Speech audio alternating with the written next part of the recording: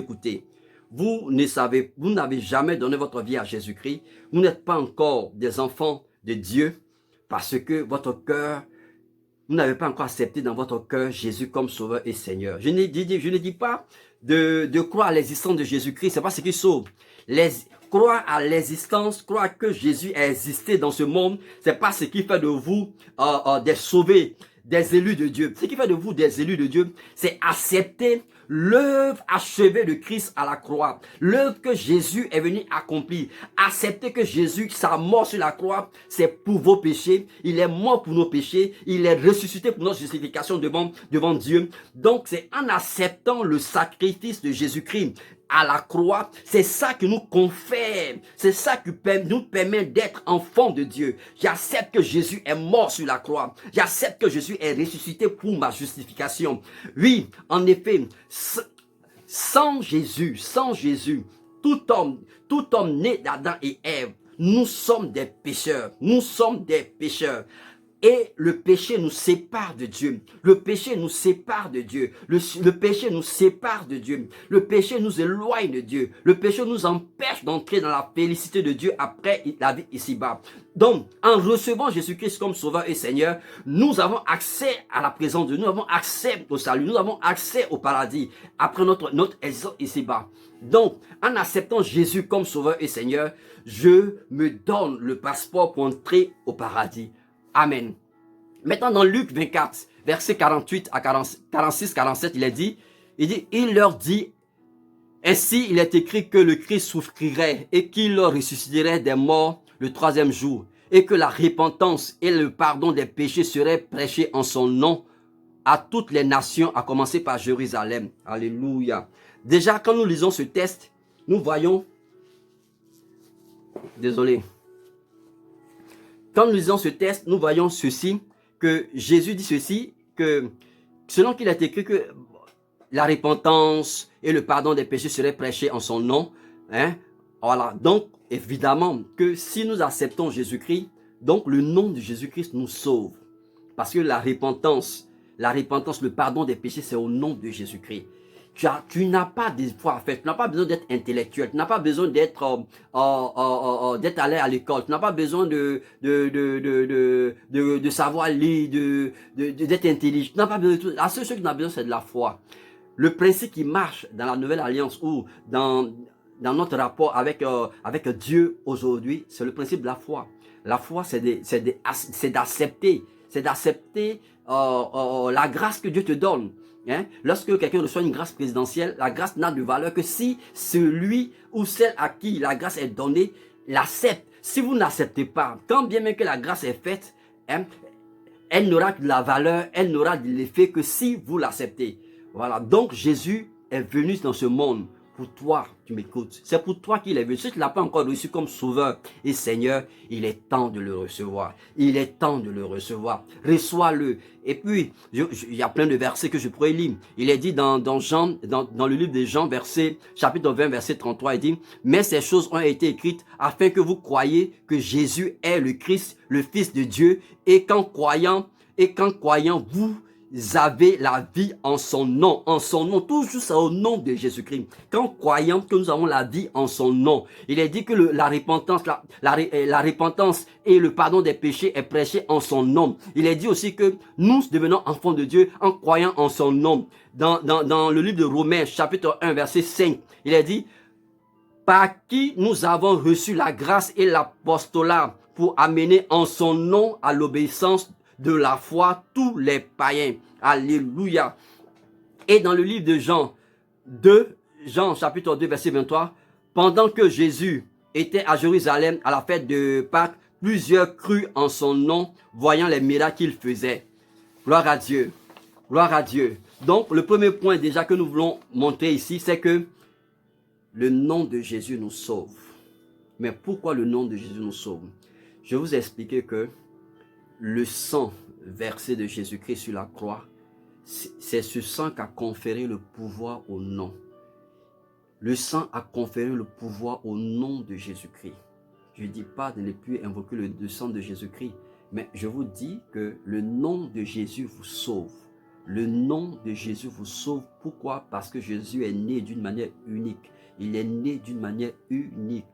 Sa naissance est spéciale. Sa vie est spéciale. Il est mort d'une manière spéciale. Il est aussi ressuscité d'une manière spéciale. Et à cause de tout ce parcours que nous appelons l'œuvre achevée de Christ, cette œuvre achevée-là, cela confère au nom de Jésus-Christ le pouvoir de te sauver, le pouvoir de te donner la capacité de devenir enfant de Dieu. Alléluia. Deuxième chose, il dit, deuxième chose, c'est faire le bien en son nom. Alors là, j'aimerais vraiment attirer l'attention du corps de Christ et de tous ceux qui me suivent depuis un certain temps. La deuxième chose, c'est de travailler au nom de Jésus. C'est de parler au nom de Jésus-Christ. C'est de faire au nom de Jésus-Christ. C'est d'aider au nom de Jésus-Christ. C'est d'aimer dans le nom de Jésus-Christ. C'est de célébrer Dieu dans le nom de Jésus-Christ. Le nom de Jésus-Christ est la clé. Le nom de Jésus-Christ est le passeport. Le nom de Jésus-Christ, c'est le pont entre Dieu et nous. Donc, on ne peut pas fonctionner. On ne peut pas fonctionner en mettant ce nom, en évitant ce nom, en taisant ce nom, en réduisant ce nom au silence. C'est le nom de Jésus, ce nom.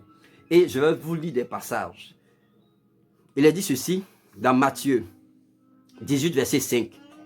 Et quiconque reçoit en mon nom un petit enfant comme celui-ci me reçoit moi-même. Ah, Marc 9, 37. Quiconque reçoit en mon nom l'un de ces petits enfants me reçoit moi-même. Et quiconque me reçoit non pas moi, mais celui qui m'a envoyé. Luc 9, verset 48, il est dit, et il leur dit, quiconque reçoit en mon nom ce petit enfant me reçoit moi-même, et quiconque me reçoit celui qui m'a envoyé, car celui qui est le plus petit parmi vous tous sera là, c'est celui-là qui est le plus grand. Et il dit, Marc 9, 41. Et quiconque vous donnera à boire un verre d'eau en mon nom, parce que vous appartenez à Christ, je vous le dis en vérité, il ne perdra point sa récompense. Matthieu 19, 29.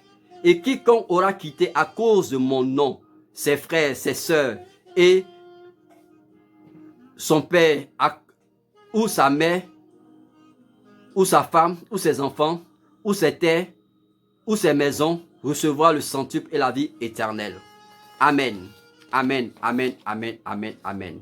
Vous voyez, je viens de lire plus de 3 versets où Jésus montre que le bien que nous faisons, le bien que nous pouvons apporter à un frère, ou à une sœur, ou à un parent, ou à une connaissance, ou à un inconnu, si ce n'est pas fait à cause de Jésus-Christ, c'est-à-dire si tu te dis en toi-même, non, c'est à cause de Jésus, je vais te donner. C'est vrai que tu es bon de nature, mais ta bonté, si ce n'est pas Jésus qui est au centre de ta bonté, tu n'auras aucune récompense dans le ciel. C'est ce que le texte est en train de dire. Quand je vais même recevoir un serviteur de Dieu chez moi à la maison et que je lui dis non, à cause de Jésus, pas parce que c'est un serviteur de Dieu, mais à cause de Jésus, je te donne un verre d'eau. À cause de Jésus, je te donne un verre d'eau.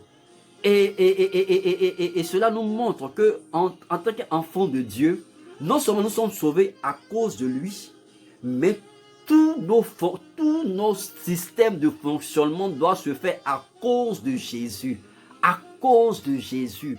À cause de Jésus, je dois pardonner. Je te pardonne à cause de Jésus. Je t'aime à cause de Jésus. Je te donne à cause de Jésus. Il faut que nous apprenions à mettre le Seigneur au premier plan. J'entendais quelqu'un dire que oui, tu aimeras le Seigneur, ton Dieu, de toute ta force, de toute ton âme et de toute ta pensée. C'est la loi. C'est même pas... Non, écoutez.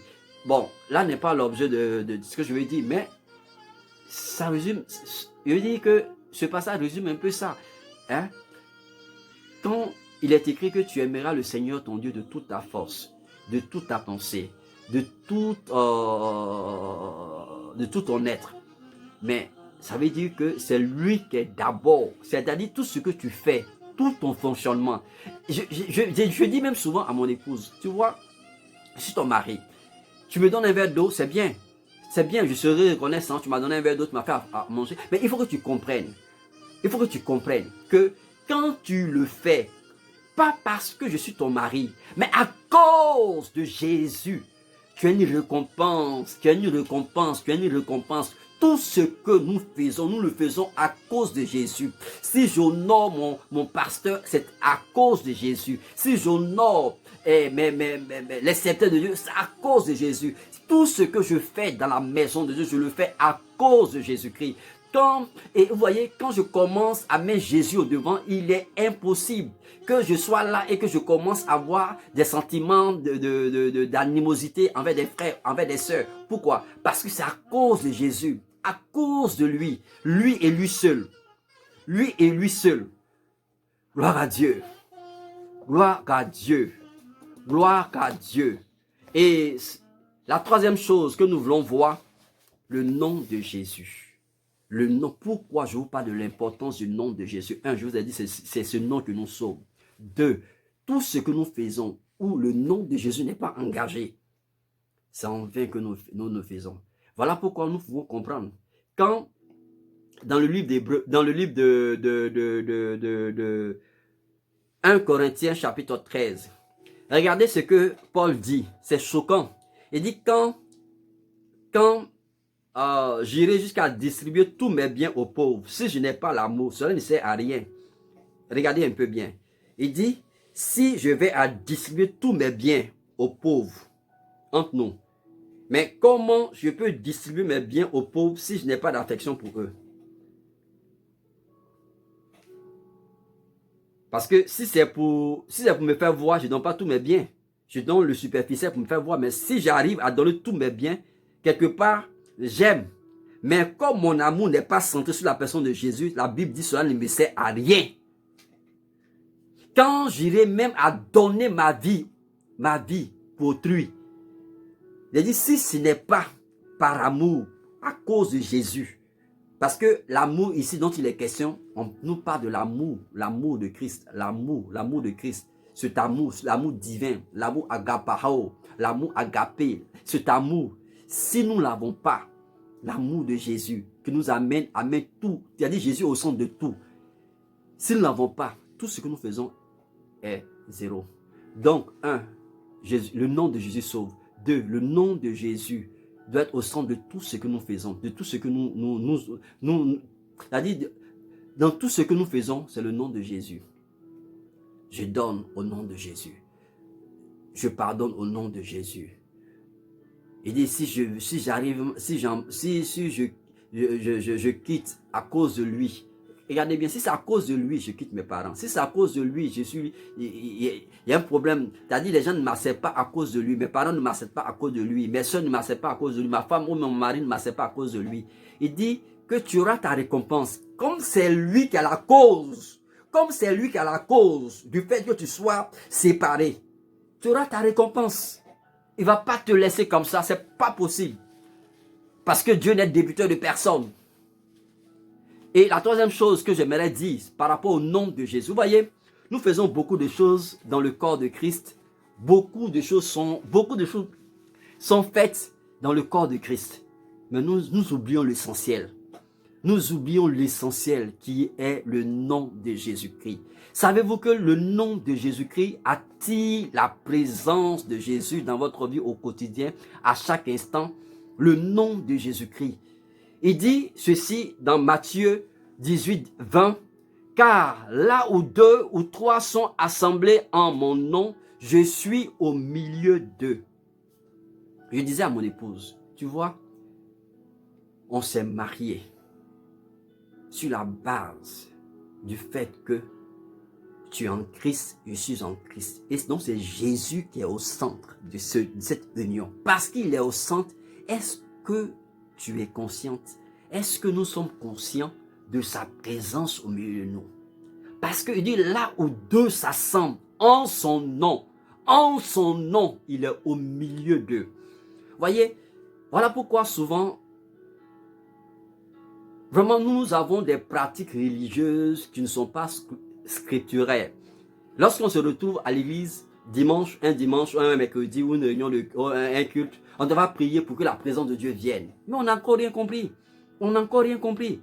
C'est-à-dire, ce que nous faisons n'est même pas, c'est pas lié à la parole. Et ça n'engage que nous. On se blague nous-mêmes. Il dit là où deux s'assemblent. N'a pas dit là où des gens prient en mon nom. Non, dit là où deux s'assemblent en mon nom. Je suis là. Donc, qu'est-ce qu'on nous devons faire normalement? Seigneur, nous te célébrons pour ta présence au milieu de nous. Maintenant, si vous savez qu'au fond de vous, vous n'êtes pas là pour lui, là c'est autre chose. Si vous êtes là pour montrer que vous êtes bien habillé, si vous êtes là pour montrer que bon, vous êtes quelqu'un dans la société, oh, évidemment, il n'est pas concerné par ça. Il n'est pas concerné. Il est concerné lorsque vous vous assemblez en son nom. Il dit là où deux s'assemblent en mon nom. Lorsque nous formons une association, nous disons, bon, vraiment nous voulons nous réunir dans le nom de Jésus. À cause du nom de Jésus, on veut se mettre ensemble pour faire ceci. Dès le moment que tu dis, à cause du nom de Jésus, tu veux te mettre ensemble. Vous voulez vous mettre ensemble. Jésus est au milieu de vous. Jésus est au milieu de vous parce que Jésus est vivant. Il est vivant, il est au milieu de vous. Dès le moment où vous dites en vous-même, nous voulons nous mettre ensemble. Nous voulons nous mettre ensemble pour faire ceci. Jésus est au milieu de vous. Jésus est au milieu de vous. Et quand vous décidez de vous marier dans le... Voilà pourquoi, pour ma part, je n'encourage pas le divorce. Je n'encourage pas le divorce. Pourquoi? Parce que quand une union est faite au nom de Jésus, vous l'avez invité au milieu de vous. Mais quand vous décidez de divorcer, ça suppose que vous décidez qu'il quitte au milieu de vous. Regardez, très souvent, les divorces, les gens ne se retrouvent pas. Rares sont ceux qui arrivent à se reconstruire une vie parce qu'ils ont chassé le Seigneur au milieu d'eux. Bref, mon thème, ce n'est pas sur le divorce. Mais ce que je veux dire, c'est quoi? C'est que quand on prend conscience d'une certaine réalité spirituelle, je pense qu'il y a des stades, il y a des choses qu'on se force de ne pas y arriver parce qu'on prend conscience de quelque chose. Regardez, quand il dit « Pardonnons nos offenses comme nous pardonnons à ceux qui nous ont offensés ». Regarde, quand tu pries, quand tu récites une telle prière, quand tu médites sur une telle prière, tu ne peux ne pas pardonner à quelqu'un. Parce que c'est dans la mesure que tu pardonnes. Parce que pour vous, vous dites que non, il y a tel type de péché, ça je ne vais pas pardonner. Mais quel type de péché Jésus ne pardonne pas? Il pardonne tout. Et nous sommes ses enfants. Nous sommes les enfants du Père. Nous avons le cœur du Père. Nous devons être capables de pardonner. Demandons la grâce de Dieu. Demandons sa grâce. Demandons sa grâce, son appui, sa force, pour que nous puissions vraiment pardonner aux frères, pardonner aux sœurs, pardonner autour de nous. C'est ce qui nous confesse, ce qui montre que nous nous honorons. Parce que la Bible dit que quand nous pratiquons ces choses, quand nous manifestons ces choses, notre Père est glorifié. Donc, 3. Le nom de Jésus attire sa présence. Le nom de Jésus attire sa présence. Là où deux s'assemblent. Là où deux s'assemblent. Là où deux s'assemblent. J'ai pris l'habitude de dire, à cause de Jésus, je te donne ceci. À cause de Jésus, je t'accepte cela. À cause de Jésus, je pardonne. À cause de Jésus, je laisse tomber. À cause de Jésus, j'avance. Parce que j'ai compris que c'est là se trouve ma récompense. C'est là se trouve la présence perpétuelle, la présence continue de Dieu avec moi. À cause de Jésus. À cause de Jésus. Aujourd'hui, dans notre société, on veut fabriquer la présence de Dieu par toutes sortes de pratiques. Par toutes sortes de pratiques. Jésus dit, il dit que là où Dieu s'assemble en son nom, en son nom, en son nom, en son nom, il est là. Gloire à Dieu. 4. Nous voulons voir de grandes choses dans nos vies. Nous voulons voir de grandes choses dans la vie des autres. Nous aspirons à voir la manifestation de la gloire de Dieu. Mais sais-tu que cette manifestation ne peut se faire à une et une seule condition? Par le nom de Jésus-Christ. Par son nom. 4. Nous verrons des miracles, la manifestation de la gloire de Dieu. Regardez, il dit ceci. Je vais vous lire deux passages rapidement. Matthieu 16, 17. Voici les miracles qui accompagneront ceux qui auront cru. En mon nom, ils chasseront les démons, ils parleront de langues nouvelles, etc., etc. Et Actes 3, verset 16, c'est par la foi en son nom que son nom a raffermi celui que vous voyez et connaissez. C'est la foi en lui qui a donné à cet homme cette entière guérison en présence de vous tous. Amen. Donc, le nom de Jésus-Christ, ce nom opère encore, ce nom guérit encore les malades. Vous savez, quand vous commencez à recevoir dans votre esprit, pas dans votre intelligence, non, dans votre esprit, parce que l'esprit est plus vaste, l'esprit est plus profond. Quand la révélation est dans votre esprit, de la puissance, de la souveraineté du nom de Jésus-Christ, ce n'est pas possible que vous prononcez le nom de Jésus-Christ et puis la situation reste identique. Ce n'est pas possible, car selon les textes que j'ai lus tout à l'heure, il est écrit quoi? Que ce nom a été souverainement élevé, même dans le ciel, sur la terre, sous la terre. Quand ce nom est prononcé, tout genou doit fléchir genou. Tout genou doit fléchir genou. Et toute langue doit confesser que Jésus est Seigneur, à la gloire de Dieu le Père. Alléluia. Amen. Gloire à Dieu. 4. Le nom de Jésus opère des miracles. Le nom de Jésus opère les miracles. Les miracles sont d'actualité. Le nom de Jésus opère des miracles. Bientôt, nous aurons des programmes en direct. Vous allez vivre l'authenticité du nom de Jésus-Christ, sans qu'on ait besoin de vous verser des bouteilles d'huile sur la tête. Jésus ne nous a pas laissé de l'huile. Il nous a pas laissé de l'huile. Jésus ne nous a pas laissé de l'huile, de l'eau bénite. Non, Jésus nous a laissé son nom. Il dit, en mon nom, voici les signes qui accompagnent ceux qui l'ont cru. Autrement dit, vous allez les reconnaître avec des signes. Ceux-là, ceux qui l'ont cru, voici les signes qui vont manifester. Les signes qui vont sortir d'eux. Ils vont chasser les démons, ils vont guérir les malades. S'ils boivent quelques breuvages mortels, cela ne les fera aucun mal. Ils parleront des langues nouvelles. Voici des signes. Des signes. Gloire à Dieu. 5. Jésus dit aussi ceci, que demandez en son nom pour recevoir. Ah. Waouh. C'est fort ça. Ah. Jésus dit de demander en son nom pour recevoir. Waouh. Ah, c'est de demander en son nom pour recevoir. Waouh.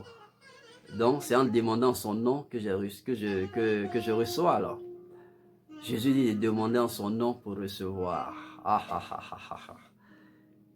Jean 14, 13, il dit, et tout ce que vous demanderez en mon nom, je le ferai afin que le Père soit glorifié dans le Fils. Alléluia. Tout ce que vous demanderez en mon nom, tout ce que vous demanderez, tout. Jésus dit, tout ce que, autrement dit, tout ce que tu es capable de croire, tout ce que tu es capable de croire et de demander au nom de Jésus-Christ. Il dit, lui, Jésus, il dit, je le ferai afin que le Père soit glorifié dans le Fils. Alléluia. Jésus dit ceci, tout ce que vous demanderez, tout.